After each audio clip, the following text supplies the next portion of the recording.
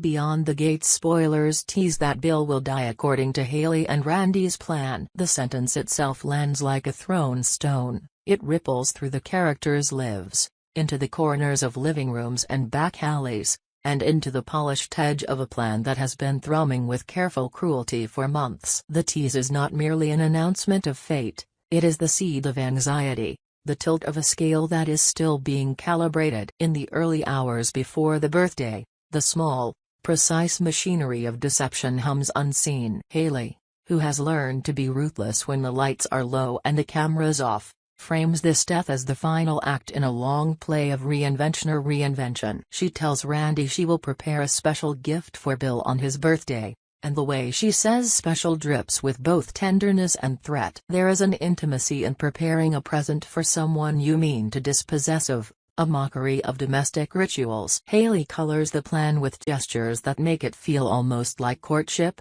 the wrapping, the selection, the attention to the smallest detail. She rehearses the smile she will wear as she hands Bill the object that will rearrange their lives. Randy, who has the kind of loyalty that can be bought with promises and a ticket out, is the practical hand in this scheme. He understands logistics, the right time to catapult a cup of wine into poisonous sleep, the right routes to the airport, the shell companies, the passports with names that bend around borders. When Hayley asks him to lace Bill's glass, she is asking him to perform a quiet, intimate crime, one that will not involve gunfire or screams but will unfurl into the same finality. He agrees. The reward must be worth the risk. Randy composes his reply with the grubby arithmetic of desperation. He accepts the plan because the take is large enough to buy silence, a new life, a new name. He promises to prepare the escape arrangements, to order the forged paperwork and to smooth the edges of their departure after the gift does its work. This kind of plan sounds clean in diagrams and conversations, an elegant stroke that eliminates a threat and returns the protagonists to an imagined freedom. But life,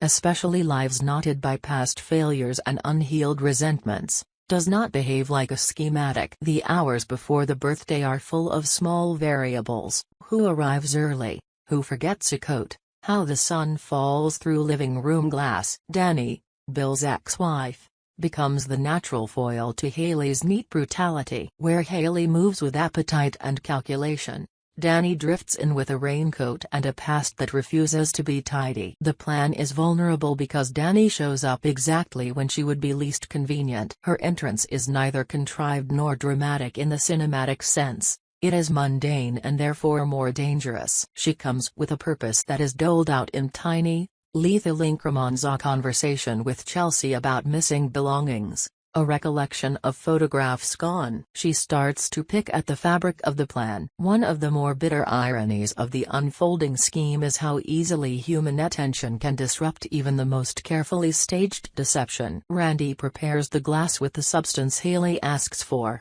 He holds it like a surgeon with sweaty palms. But Danny's presence introduces entropy. She might accidentally tip the glass, she might ask a question that unravels a pause, or her reaction could be so sharp that Hayley is forced to act faster than planned. The plan's success depends on a choreography where all steps are predictable, where both Bill and his surroundings move like actors in a script written by fear. The script does not include the unpredictable tenderness of a woman who still cares about the artifacts of a failed marriage, who is inclined to remove traces of him to make herself feel less occupied by his absence. Danny, in her way, is doing what many survivors do. She is scrubbing his memories clean. The missing photographs and the way she talks about them become an emotional lever. Chelsea discovers the empty frames and interprets them as a wound reopened. Little by little, Danny's efforts to forget Bill create a new, chaotic energy in the house. Hayley,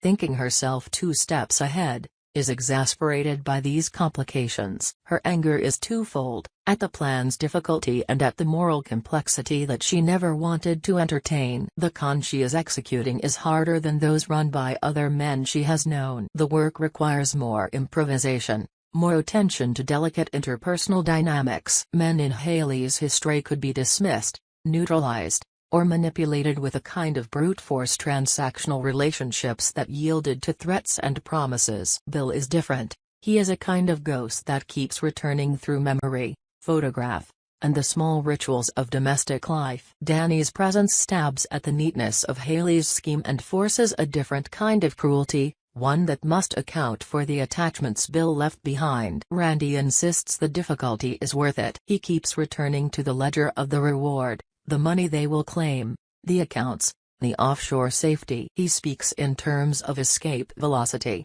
Once they have the cash and the proper papers, they can leave the gravitational pull of their past mistakes. He takes practical responsibility for the escape plan, mapping safe houses, flight paths, and contacts who will facilitate quick extraction across the frontier. In moments when Hayley's resolve stutters, he steadies her with the image of leaving everything, bills, shame, old names behind. That picture is tempting. It is the primary drug in a life addicted to reinvention. Randy's practical coldness is comforting because it translates dread into numbers. Yet, within this cold arithmetic of the con, there are human fractures. The men Hayley has used before are not just instruments. They are people who demand repayment in the currency of loyalty, favors, or future silence. If the plan unfolds into violence, the ripple effects will not remain contained. Nepotism, jealousy, and the unpredictability of emotional attachments will color every decision. Hayley's plan depends on two types of misdirection: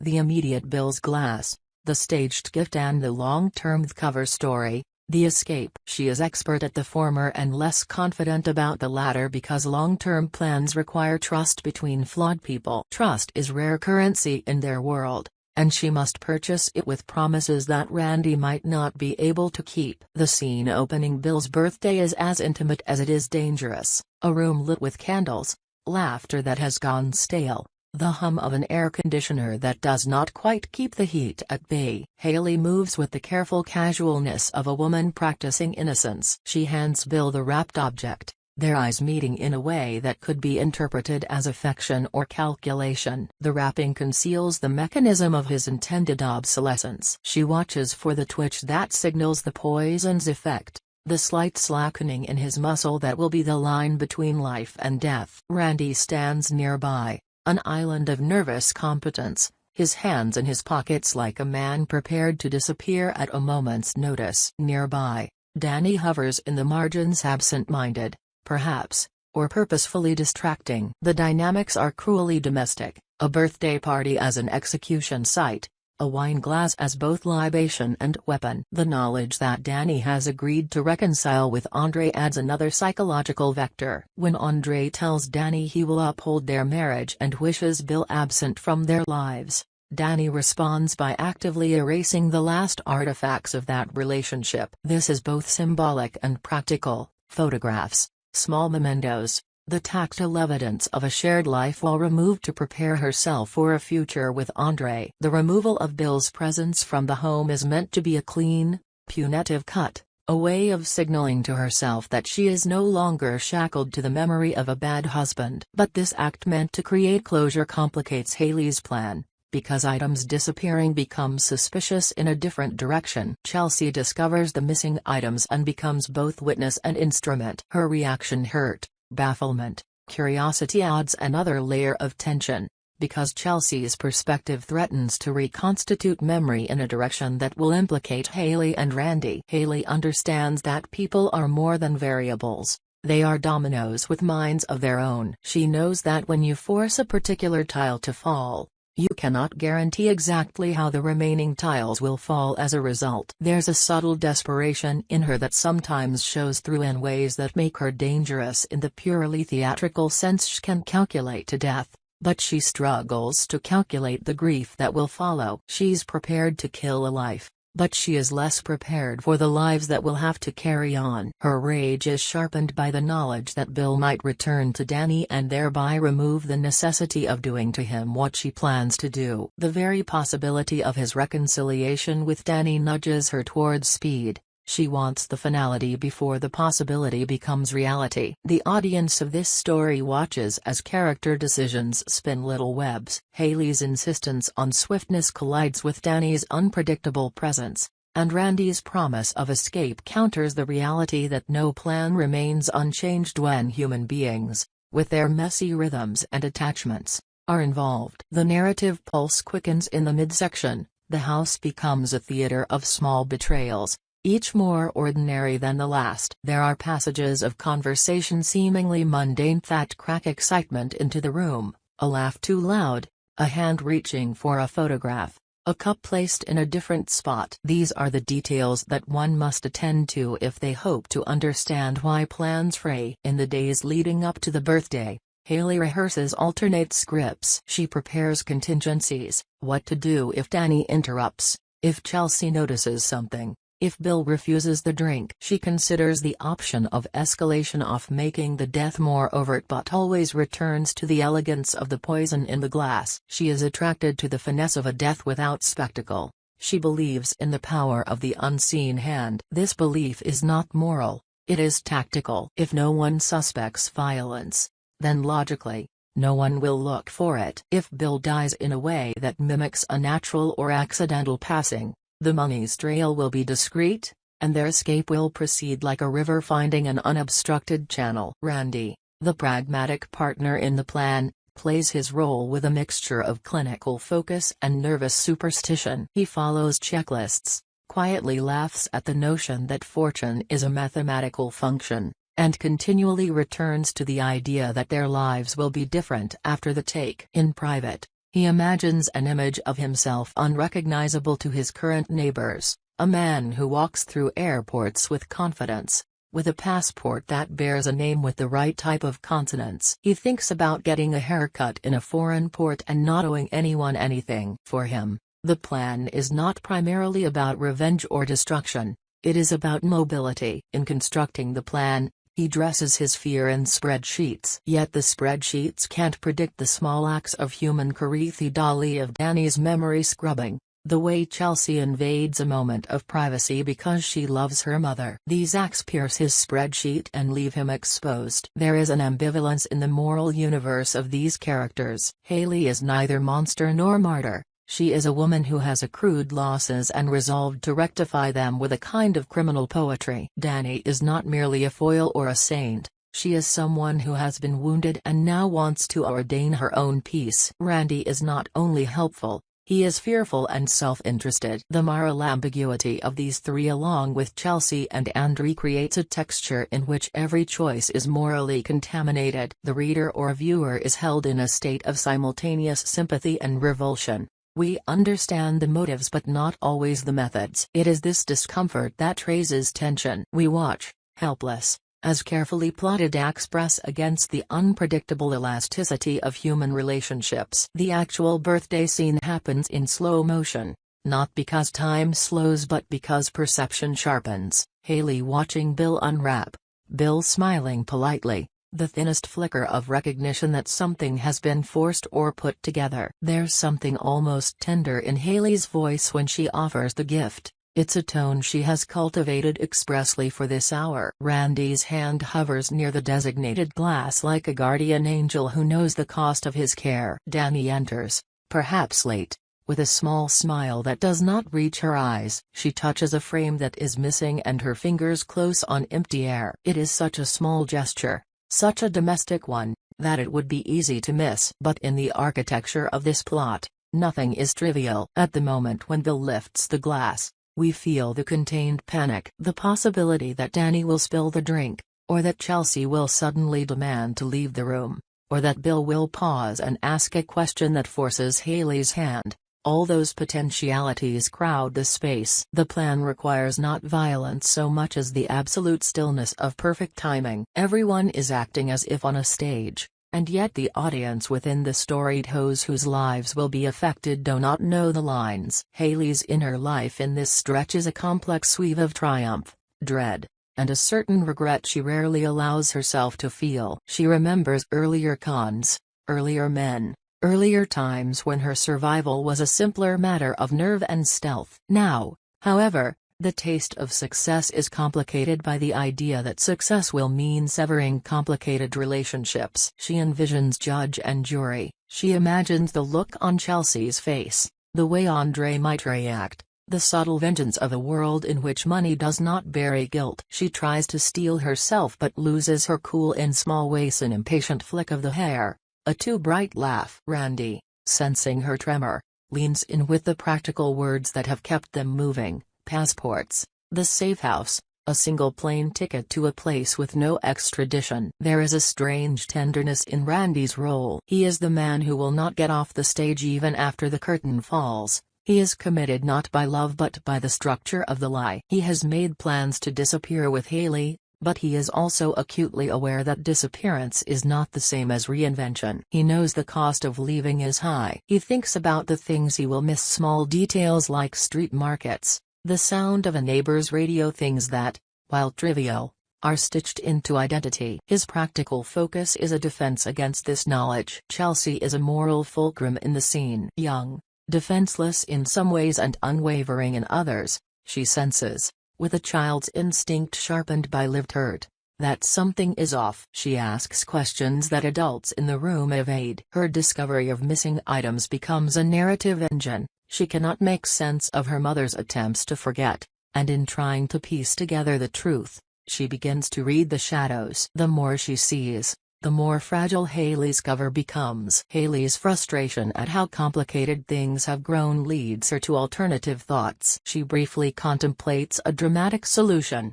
confrontation, a staged reveal that forces Bill into a corner where he must either leave or be broken publicly. But such a spectacle comes with the luxury of witnesses and the risk of violence. She rejects this in favor of the poison because, however cowardly it might be, it promises cleanliness. The narrative here forces readers to consider the difference between a death that binds and one that liberates. A public spectacle would chain the survivors to a storyline of revenge. A private death might vanish like smoke, leaving only the aftermath of absence. The first act, then, is an accumulation of tension. The planning, the rehearsals, the domestic interruptions all serve one purpose: to create a theater of suspense that will explode into irreversible consequence. The characters navigate the delicate paths between intention and outcome, and in doing so, they reveal their own priorities. It is a study in the microeconomics of crime: who will risk what, who will remain after the storm, and who will be swept away. As the hour approaches, every interaction thickens with potentiality. No one can be sure how the final moves will fall, only that the set is arranged and the players are in place. The silence between them is not emptiness but a living thing, a presence that vibrates with possibility and danger. A slant of sunlight creeps across the kitchen as the room reassembles itself into a portrait of mundane violence after what should have been a party. Bill's glass sits slightly out of place. It could have been an accident, an absent-minded shift. But the glass becomes a symbol, a last mundane object whose new meaning will shatter several lives. Chelsea circles the house like an investigator after the party, eyes lowered, feeling the missing weight of photographs in frames like teeth missing from a smile. Danny moves through rooms with the mechanical efficiency of someone who is pruning a garden of memory. She is determined to make the past smaller, to keep Andre's promise close, and to absorb the blankness left by Bill's absence into an armor of resolve. None of them yet knows the true cost of that absence. Bill, or what remains of the idea of Bill, is a tension between presence and disappearance. He thinks himself unconcerned with the subtleties of those around him. His life has been a series of performances, and he has always believed the ending would be another act. Around him, people are either plotting departure or practicing erasure. These complementary motions, escape and erasure, are a kind of duet. One seeks to remove the external impediments to freedom, the other to wipe away the internal traces that tether a person to past shame. Hayley's plan, by colliding these two impulses, creates a pressure cooker of conflicting desires. As the plan threads its way toward finality, the real skill of the narrative is in how it holds the reader's empathy in unstable equilibrium. We are invited to understand Hayley's multifaceted poverty of options, her taste for vengeance, and yet we are also invited to feel for Danny, who is trying to salvage normal life with Andre. The reader's moral compass spins because the characters are not flattened into archetypes. They are messy, contradictory, alive. This is what makes the scheme terrifying. It is not that Bill will die, but that his death will be experienced by people who deserve compassion. There are moments where the character's inner monologues intersect with external actions, creating a liminal theater of conscience. Hayley considers Bill's loneliness, his small betrayals, the way he once smiled at her over trivialities, and how that smile now contains the calculus of destruction. She imagines, for a fleeting instant, a life where she does not have to do this to hold the rope that pulls someone into the dark. She shakes off the momentary conscience because to feel would be to spiral. Randy, at his most vulnerable, imagines the foreign markets and the anonymity that money will buy. He pictures walking past customs without anyone he knows recognizing him and is nearly moved to tears by the mundanity of such a wish. Danny, sleeping badly at night, rehearses the way she will tell Chelsea the truth if the day asks for it. She cannot accept being part of a conspiracy that erases a person without confronting them. She is, after all, still married to the idea of moral accounting. The tension between secrecy and truth is crucial. Secrets demand maintenance, and maintenance demands allies. Hayley has chosen Randy because he balances between fear and loyalty, but his loyalty is transactional. If pressure mounts beyond what money can soothe, will he break? It is a question that sits on everyone's lips, even if no one says it. Trust is not freely given in their world, it is bought, bargained, and enforced. That the plan relies on such brittle currency makes the scheme unstable. The narrative's architecture of suspense extends to small symbolic choices: which photograph to remove, which seat at dinner to leave empty, which name to speak aloud. Each act of omission or articulation reverberates across relationships. The decision to remove Bill's photographs, ostensibly a self-care act for Danny, doubles as an erasure that Hayley can exploit. Chelsea's reaction, angry, confused, wanting to know, becomes an instrument that may yet cut back at Hayley's plans. The more Chelsea digs, the more likely it is that an ordinary truth will emerge, one that is more dangerous for its simplicity than for any abstract twist. This kind of tension, a plan disturbed not by grand villains but by the petty truths of domestic life, is what transforms what could have been a straightforward crime narrative into a psychological study. The danger is never merely external, it comes from within. People clutch at the idea that they can control outcomes because it is the only defense against their fear. Yet control is always an illusion. The presence of love, shame, and memory introduces variables that no spreadsheet can account for. As the first arc of the story draws to a close, the narrative refuses to give the reader the satisfaction of resolution. Instead,